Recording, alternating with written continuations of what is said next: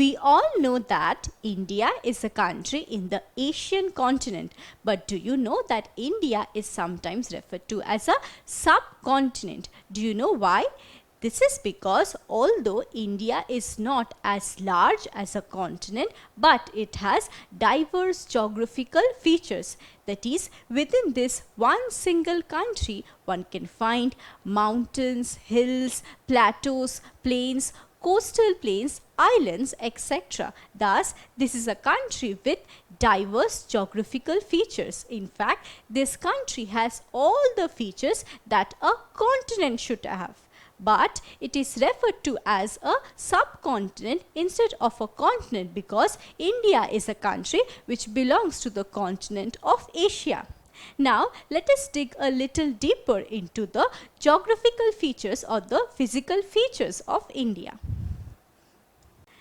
Now, the most prominent and most important geographical feature or physical feature of India is the northern mountains. Now, the beauty of northern mountains is mesmerizing. Here, one can find snow-capped mountain peaks and lush green valleys.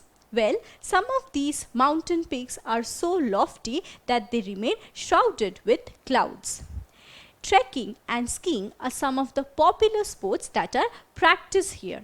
In fact, these northern mountains are the home to some of the important and famous tourist destinations of the world. Now, let us locate northern mountains in the map of India.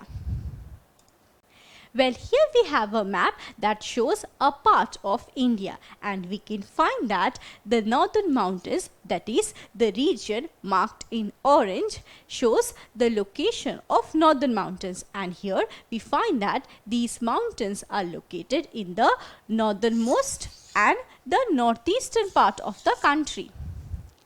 Now, these northern mountains is an arch-shaped chain of several mountain ranges. That is, the northern mountains is not just a single mountain range but a collection of several mountain ranges. Also, these northern mountains form a natural boundary between the country of India and its neighboring countries, that is Pakistan, Nepal, Bhutan, China, Bangladesh and Myanmar.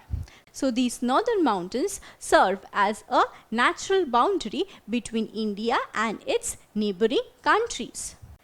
Well, these northern mountains stretches across several north and northeastern states of India, and these states are Ladakh and Jammu and Kashmir. Now, apart from Ladakh and Jammu and Kashmir, as we know, which are union territories, the northern mountains spreads across several states like Himachal Pradesh, Uttarakhand, Sikkim, the northernmost part of West Bengal, and it is also present in several northeast Indian states like Arunachal Pradesh, Nagaland, Mizoram, Tripura and Meghalaya.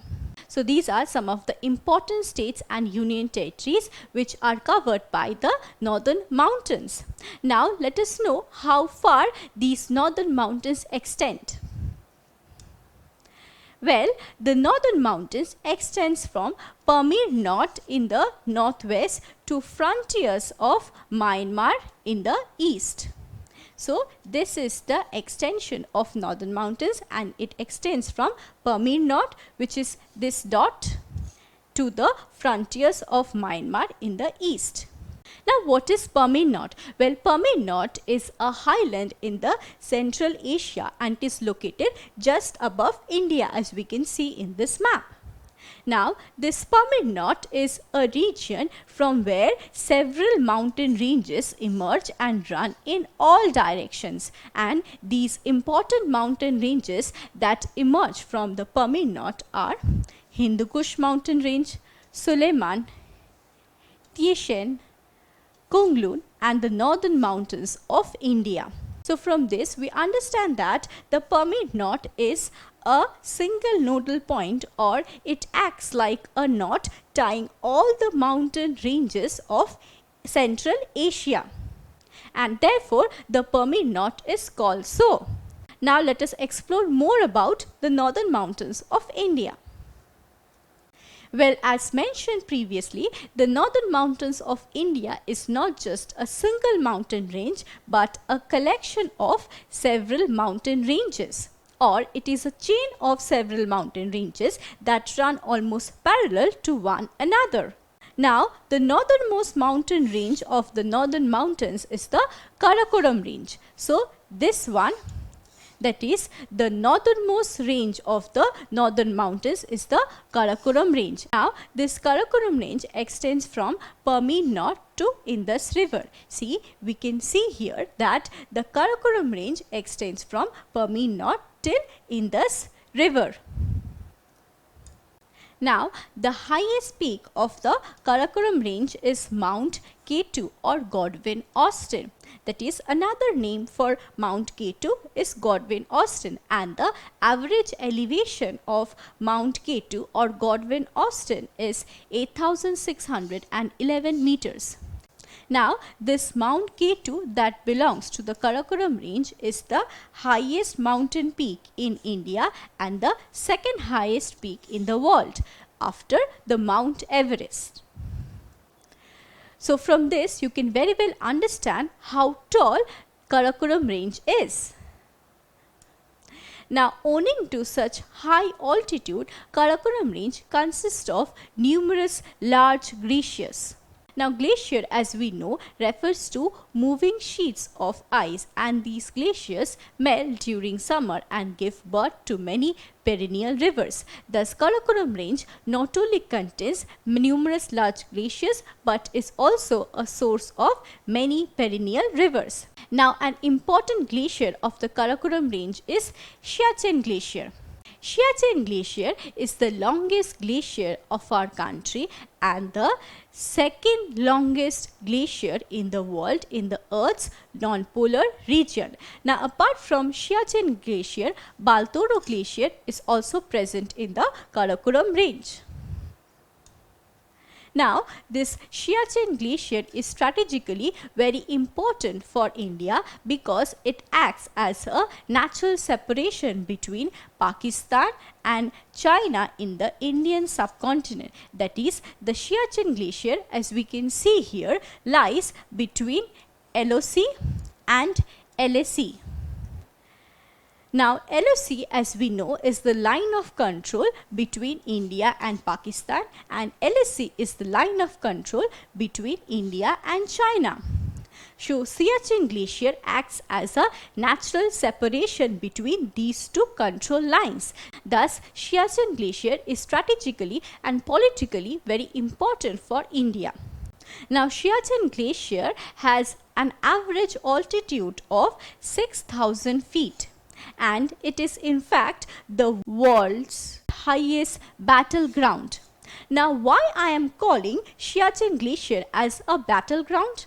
Well, as a vital part of ongoing Kashmir conflict between India and Pakistan, the dispute over Siachen Glacier added fuel to the fire. That is, India and Pakistan had a conflict over this Siachen Glacier.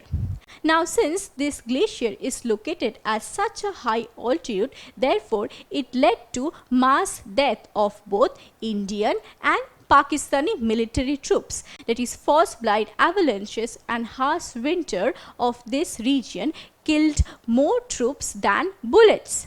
And therefore, Siachen Glacier stands as the world's highest battleground. Now, although Siachen Glacier has a harsh climate, but the Indian and the Pakistani government were unable to demilitarize the region, and therefore, this region still stands very important for the country of India. Now, this Siachen Glacier, as we know, belongs to the Karakoram range, which is at the northernmost range of the northern mountains. Now, let us explore about the other ranges of the northern mountains. Well, just to the south of the Karakoram range lies the Himalayas. Now, these Himalayas is the youngest and loftiest mountain range in the world. That is, the height of the Himalayas is very tall. Now, two important rivers, that is the Indus River and the Brahmaputra River, emerges and flows through these Himalayas. The Himalayas, as we can see here, spreads over 3 countries: India, Nepal and Bhutan. So Himalayas, as I mentioned just now, is the youngest and loftiest mountain range in the world. Now why I am calling it to be the youngest? Because this mountain range is newly formed, that is very recently formed as compared to the other mountain ranges of the world. And loftiest because these Himalayas is the tallest mountain range in the world. Now, Himalaya is a Sanskrit word which means abode of snow. So, Himalayas refers to abode of snow in Sanskrit. Now, this region has been named so because, as we can see in this picture, this place always remains covered with permanent ice and snow. This is because the Himalayas, as I just mentioned, has very tall height. That is, the average elevation of Himalayas is very high, and therefore the place always remains covered with permanent ice and snow. And therefore in this region one can find many snow-capped mountain peaks. Now the Himalayan range is a collection of 3 parallel mountain ranges. That is, it is not just a single mountain range but a collection of 1, 2, 3 parallel mountain ranges. That is, these mountain ranges run parallel to each other. Now these ranges which are the part of Himalayan range are Himadri, Himachal, Shivalik. Now another name for Himadri is Greater Himalayas,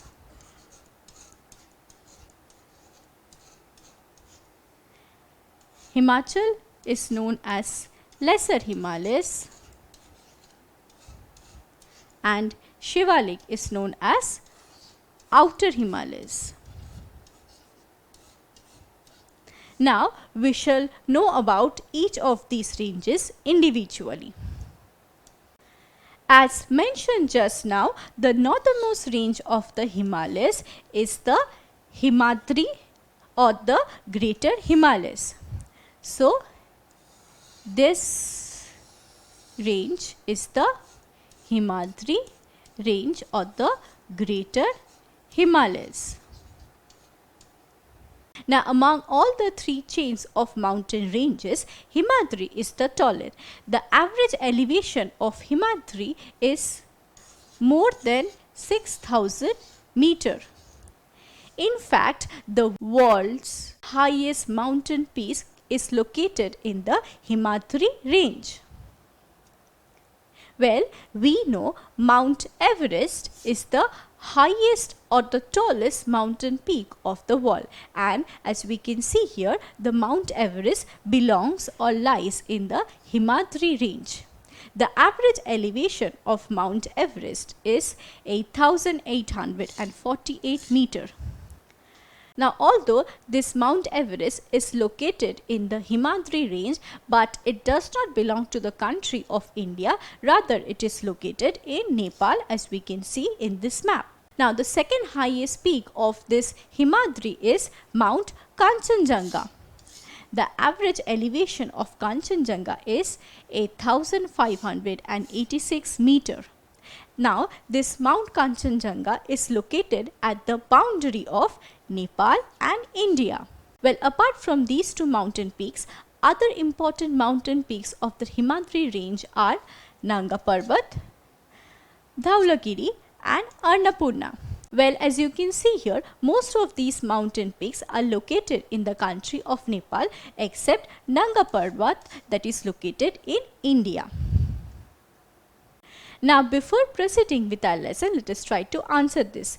We will have to identify the highest mountain peak of the world, and the options given are Nanga Parbat, Mount Godwin Austen, Mount Everest and Mount Kanchenjunga.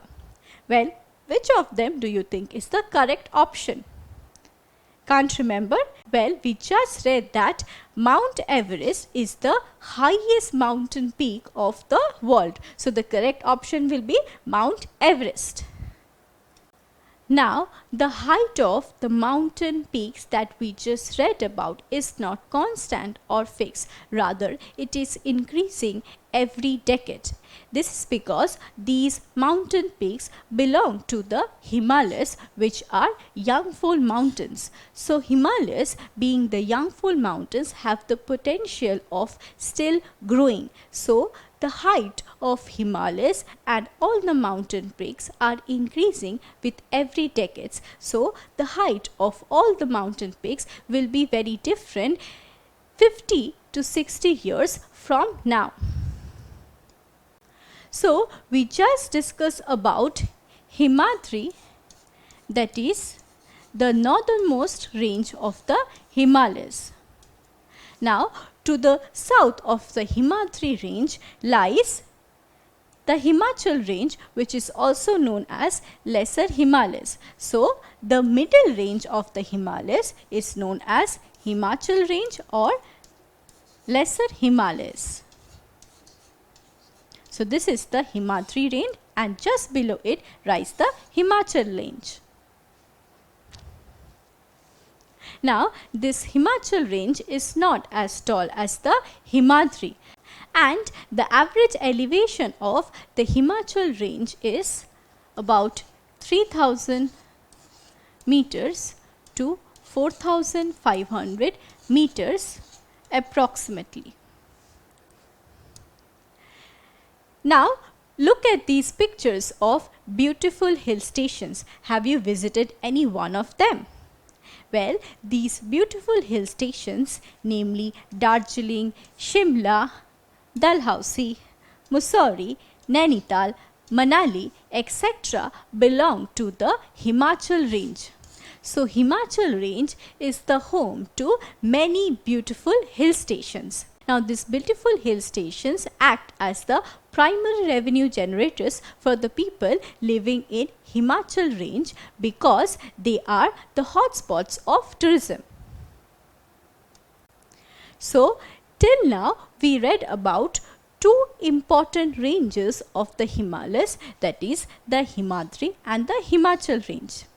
Now, the southernmost range of the Himalayas is the Shivalik or the outer Himalayas. So, this is the Himadri range or the greater Himalayas.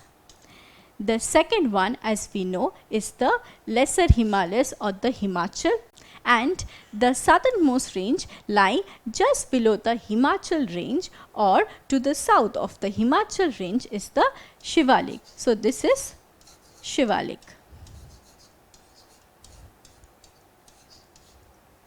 Shivalik is the youngest range of the Himalayas, and in fact it has very low elevation. The average elevation of the Shivalik is less than 1500 meters. So, we can understand that the Shivalik is much lower in height compared to the Himadri or the Himachal range.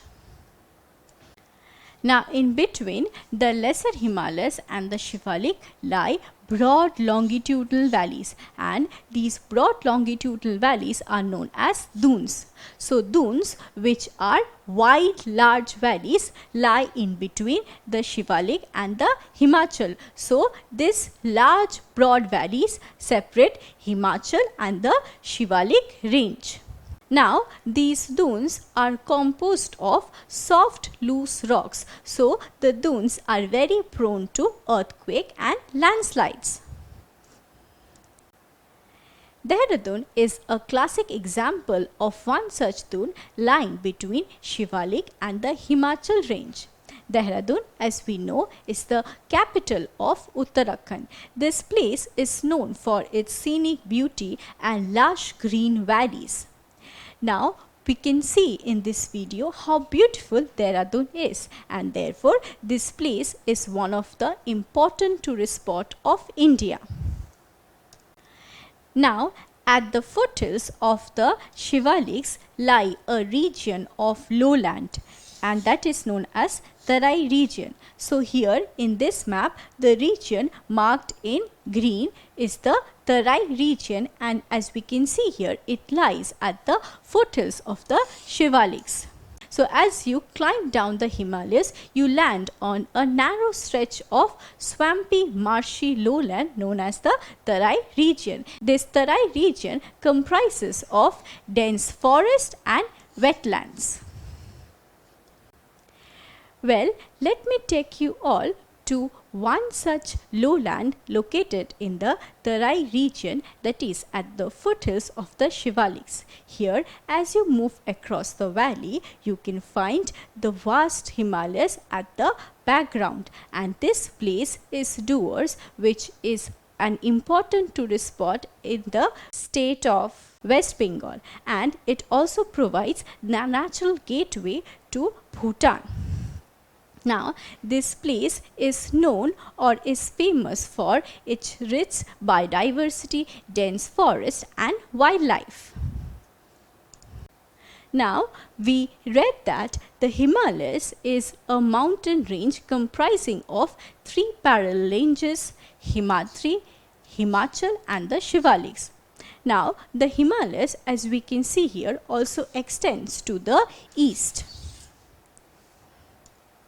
Well, the eastward continuation of the Himalayas or the eastward extension of the Himalayas is known as the Purvachal or Eastern Hills. The Purvachal Hills acts as a natural boundary between India and the country of Myanmar, and the river Brahmaputra drains or cut through the hilly region of Purvachal Hills. The Purvachal Hills comprises of several small hills, namely Khasi Hills, Jaintia Hills, Patkai Bum, Naga Hills, Mizo Hills and Garo Hills. So, the Purvachal Hills is a collection of several small hills, and it is located in the northeastern part of our country, and it is the eastward extension of the Himalayas. So this brings us to the end of today's discussion on the northern mountains of India. In this video, we primarily tried to focus on the location and the structure of the northern mountains. The northern mountains is not just a single mountain range but a collection of several ranges. The northernmost range of the northern mountains is the Karakoram range, and it comprises of several large numerous glaciers. Just to the south of the Karakoram range lies the Himalayas, which can be again subdivided into 3 ranges: Himadri, Himachal and the Shivalik range. And finally, we discuss about the eastward continuation of the Himalayas, that is the Purvachal Hills. This is all about today's lesson on the northern mountains. In our next video, we will try to focus on the importance of northern mountains.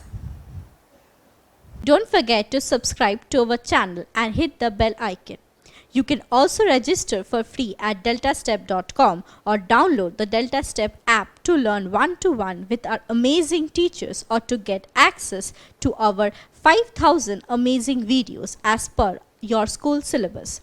Master each topic with our adaptive practice technology. Get million-plus questions with step-by-step solutions and unlimited mock tests. Get all your doubt resolved instantly. Learn via games and win amazing prizes like PlayStations and iPads. So at DeltaStep, learning is not just fun and easy, but it's rewarding too. So register for free now.